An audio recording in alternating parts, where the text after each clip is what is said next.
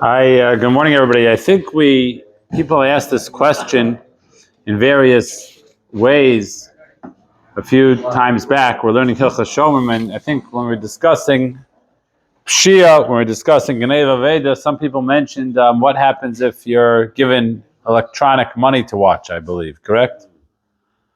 I think that was discussed or stacked. So I think we're going to touch on that today, Lamaisa. So let's look on page 49. The Gemara in Shavuos, Daf Mem Beis and Beis, the Mishnah over there.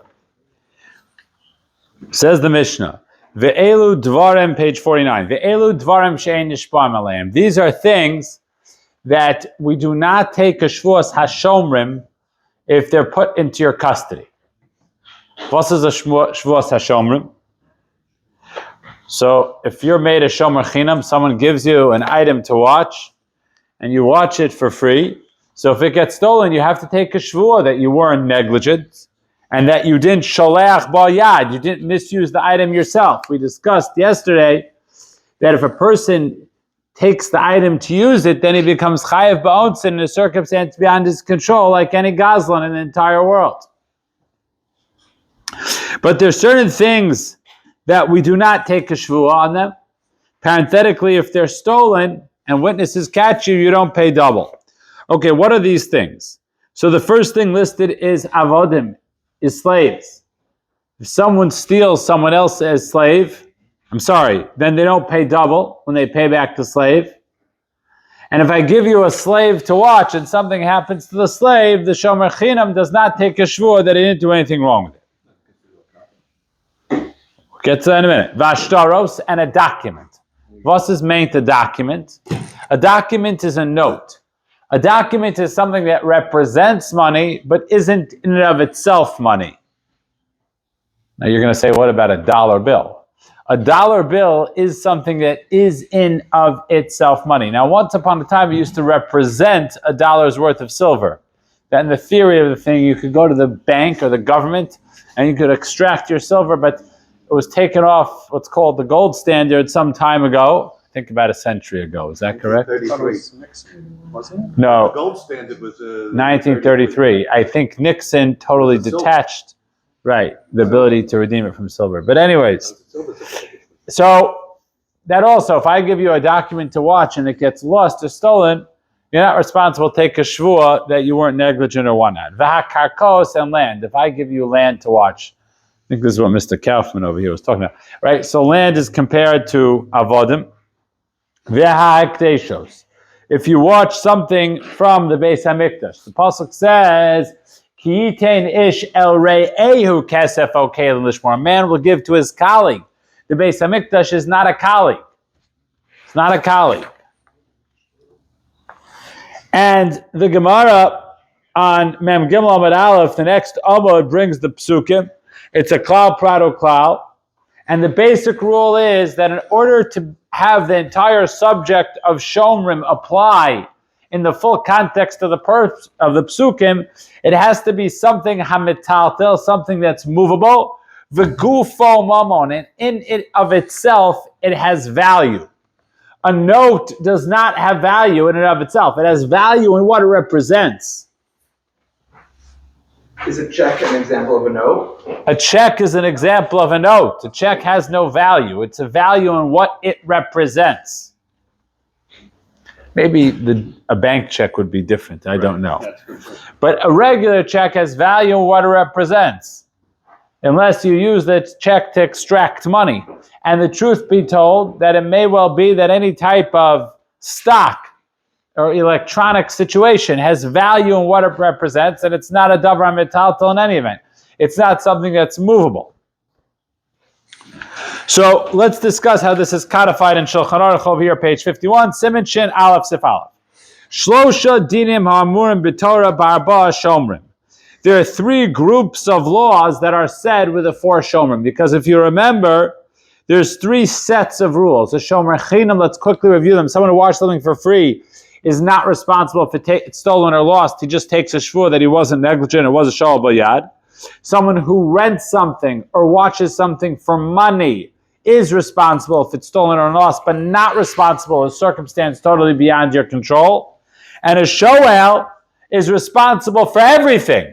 even a circumstance beyond his control, except for Mesa Machmas Mlacha, which someone alluded to, I believe yesterday. We'll get into except if it conks out in the process of working. So anyways, these three groups of laws, in and lo bekarkos, they don't apply to land, v'lo ba'avadim, not to non-Jewish slaves, lo b'shtaros, not to notes, v'lo b'nichsei hagoy, and not with property of a non-Jew, v'lo b'ekdeshos, not something that's been sanctified either as a sacrifice or to the coffers of the Beis HaMikdash.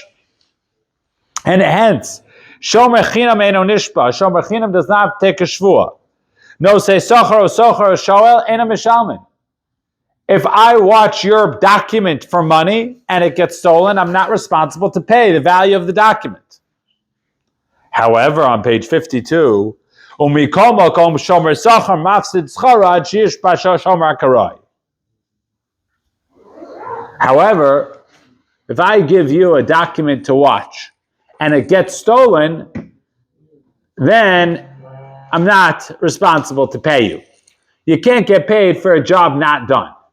Now, if he takes a shvuah and in a chinami he watched it incredibly faithfully, then in a chinami you get paid. But otherwise you don't get paid.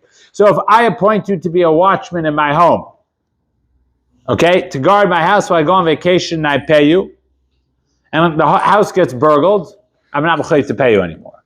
Clearly you weren't doing your job. If you did your job, it wouldn't have gotten stolen, broken into. Now, if you take a shvuah that lamaisi you did everything you could, and nonetheless, a guy came down the chimney, like a yontif coming up, then in a chinami, maybe in a chinami you get paid, but otherwise you don't get paid. Now, the mechaber has now two approaches. V'chein peturim mipshia, and also you're exempt from negligence. Unbelievable.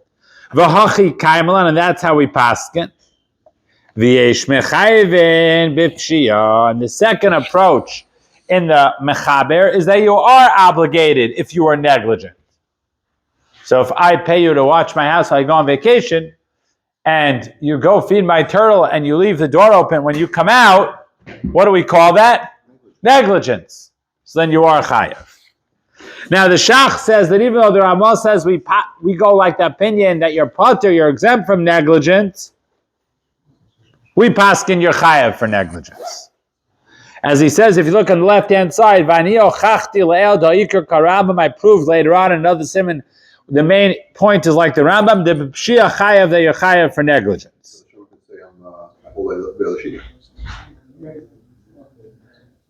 You mean Kimli? Yeah. That's an interesting point, but it seems to be that we don't say Kimli when there's a clear psak one way. It's a good question. I don't know enough how we apply Kimli. That's a good point. Okay?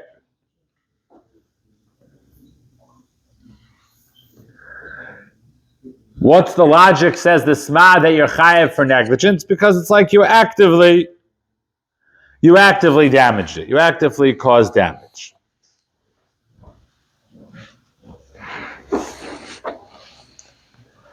The Ramah over here at the end gives another interesting shayla. What would be if it's shomer shemasar l'shomer? Vos meintas?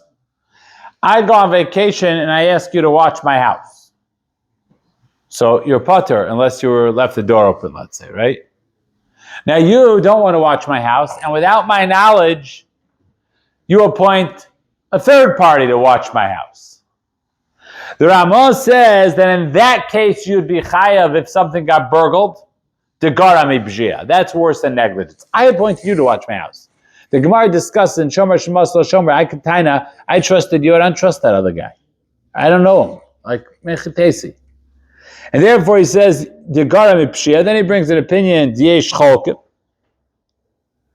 And he brings, and then he says, Hasholo Bayis Ministra Pachim Ilashalem Dehavle Karkos. You should know that if you borrow a house and it gets burned, then you're pater from paying because it's karka. You should remember that. We're not talking about negligence. We're not talking that you left fires going. But if a person borrows a house and poof, it goes up in flames, normally if you borrow something, you're chayav ba'ons it. In a circumstance, you're beyond your control. In this case, you're pater because it's land. Now, in Siv Daled, we have an important halacha, which is good to remember in life. And that is the Mechaber points out, Kol elush imkanu miyodam l'schayev b'achriyusim chayavim. Look, folks, if I give you my house to watch and I pay you, so you're not chayav unless you're absolutely negligent, right? But if I do an act of kinyan with you, I do give you a handkerchief and you accept responsibility over my house as if it would be a movable item, that means if it gets stolen or broken into, you're going to be chayav even if you were there, because as we said, there's no level of protection for thievery unless the thief accosts you physically with a weapon. Then you could accept responsibility on yourself, even though technically you're not chayav in it. Okay.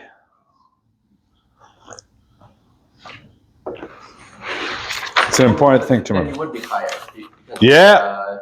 Yeah, exactly. Exactly. Now, the Pischei Choshen over here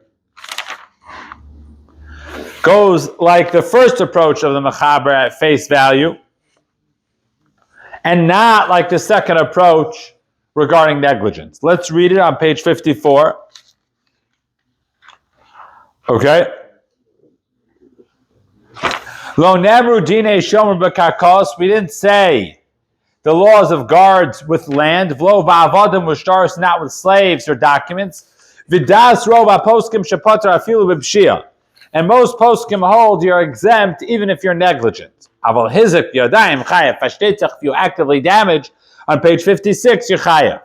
V'yishomer, and some people say shav shomer shemashal shomer b'chayav beila, that even if one guard gives over to another guard, you're chayav in these matters. Now I want to point out on the bottom note, he explains a couple of things. First of all,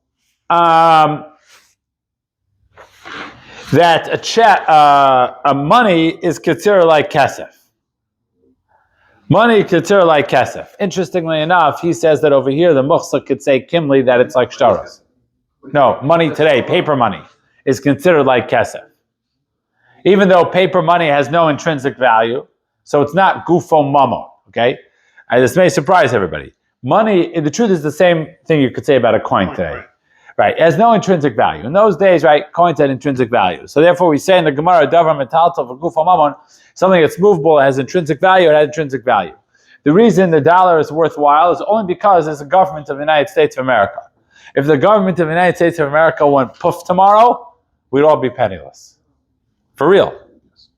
I mean, your house will be worth something, your assets will be worth something, your car, and maybe your stocks even, but any cash you have in a bank would go poof for the government. So it's not real money, right? Because in those days, if you had a silver dollar, even if it was a Roman silver dollar, the reality is if Rome went poof, the silver dollar still had value in Greece, Mesopotamia, and anywhere else it was. Maybe it wouldn't be worth quite as much because it wouldn't be stamped by the Roman government, but it still had value. Today our money is valueless. So that's a big machlokas. He says most achronim paskin, it's like kesef. However, you're allowed to say kimli, I go like achronim that say it's not kesef, and therefore I'm not chayav in shmira. But Lamaisa, he seems to paskin that negligence you're putter on with karkos.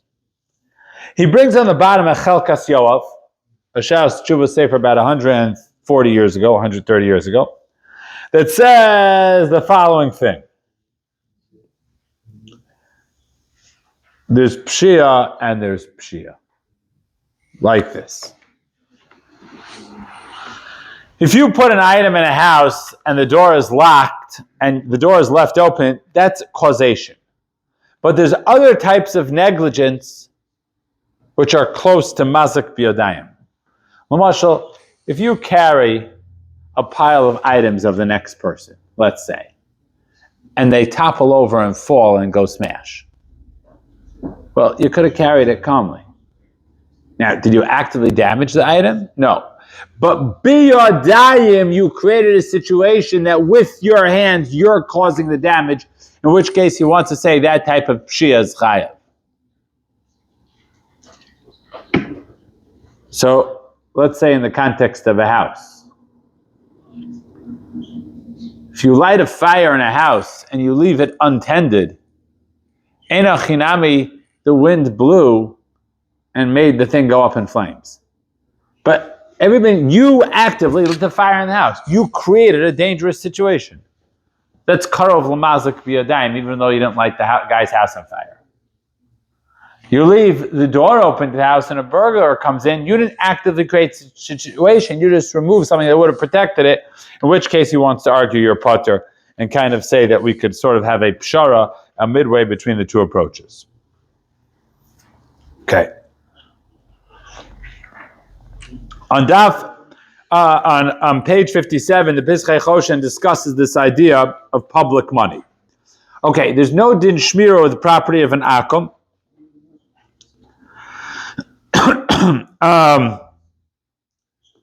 Now,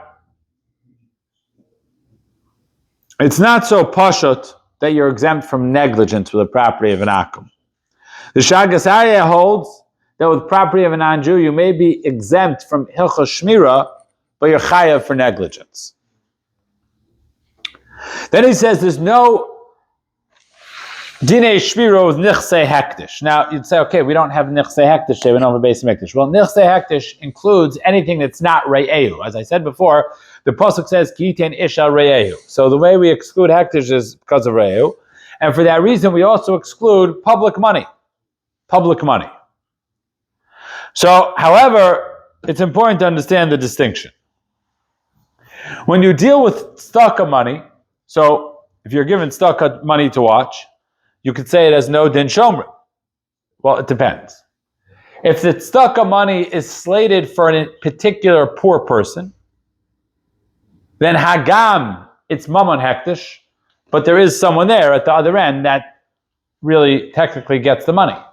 In which case you are chayiv hilchos shomrim.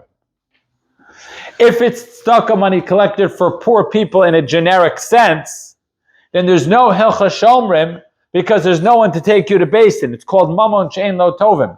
There's no particular person who could claim negligence on your behalf. What about money for a shul? Money for a shul, there's hilchos shomrim for. It's not re'ehu. It is re'ehu, I'm sorry. It's not mamon hektish. It's slated for a particular individual. Whoever owns the shul, it's their money. The money was given over to chves was fix the shul, pay for the cleaning lady, I don't know what, and you were given it to watch and you lose it. So l'chor you have to take a shvuah if you're a shomer chinam, which is most often the case. And okay, today we don't do shvuahs, that's another story, right? But you're certainly chayav if you're negligent, and you're certainly chayav for gnei v'veda if you're a shomer sachar, if you're paid to watch the shul's money. Again, we're not talking about here the conversation regarding electronic money, which probably would be different because maybe it's very well not guf mamon. Although Bitcoin is an interesting concept because it's electronically guf mamon. But it's certainly not davar metaltal. It's not something that you can move. Okay? But if you're given a wad of cash for the shul and they pay you to watch it and it gets stolen, then you are responsible b'gnei v'aveda. Okay. We will stop here, and Mir Tashem on Friday, Habal Leinu L'Tova, Rabbo said we're not going to be learning. I can't be here. So Mir Tashem will continue next Tuesday, Habal Leinu L'Tova. Someone could just put